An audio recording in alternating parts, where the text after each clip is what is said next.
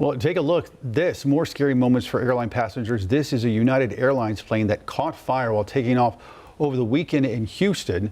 NBC's Priscilla Thompson has the latest there. You can't take that. You have to leave it right here. Harrowing moments in Houston when a United Airlines flight caught fire just before takeoff. Please get us on. This video, a passenger shot showing flames coming out of the aircraft's wing. The New York-bound passengers appearing frantic as flight attendants urged calm. Please remain seated until further. First responders racing to the scene.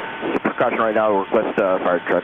United Airlines says that during takeoff, United Flight 1382 received an indication about one engine and halted the takeoff. Which engine was it? There's engine 2 is our indications, right engine. More than 100 passengers and 5 crew members were on board, United Airlines says, including Daria Amai Shelton. You know, we had a big popping sound that was loud enough to startle me out of my sleep. And then the plane actually jolted to a stop. She and fellow passengers seen here sliding to safety.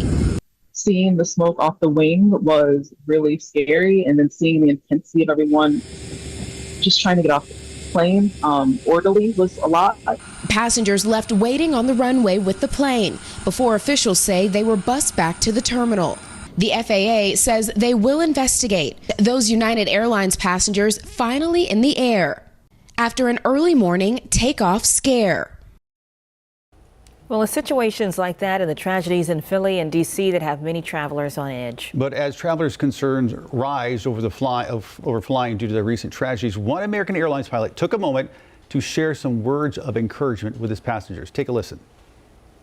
Maybe fearful about flying, and that's certainly understandable, but just please know that my first officer and our flight attendants and myself place your safety and the responsibility of carrying you to Miami, to your families, your vacations, your meetings, at the highest level. I have no higher calling than carefully and professionally transporting you today. So with that, relax and enjoy the beautiful evening that we get to fly in. We'll be underway shortly. Welcome aboard. It's really touching because the pilot's speaking to the concerns that he knows that those people probably have sitting on that plane. By the way, that was American Airlines flight 1044, which was headed for Miami on Thursday, just a day after the American Airlines plane collided with that helicopter in D.C. I think we just listed off several instances of planes and mishaps. It still goes back to it is by far the safest mode of travel there is statistically.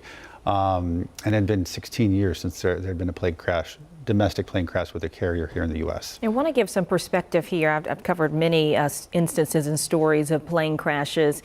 Small plane crashes, these are things that happen actually pretty often. Typically, we don't hear about what we've seen recently, which is large numbers of people passing away in these crashes. But whether it be small plane crashes or, our larger commercial flights, there are so many efforts underway to make sure that those flights stay safe, to make sure, to Ben's point, that it remains one of the safest forms of transportation because you are being carried through the air with an expectation of making it to your home safely. So I'm sure those efforts are going to be continuing to just continue to move that needle and make sure everyone stays safe on that very critical mode of transportation. That's right.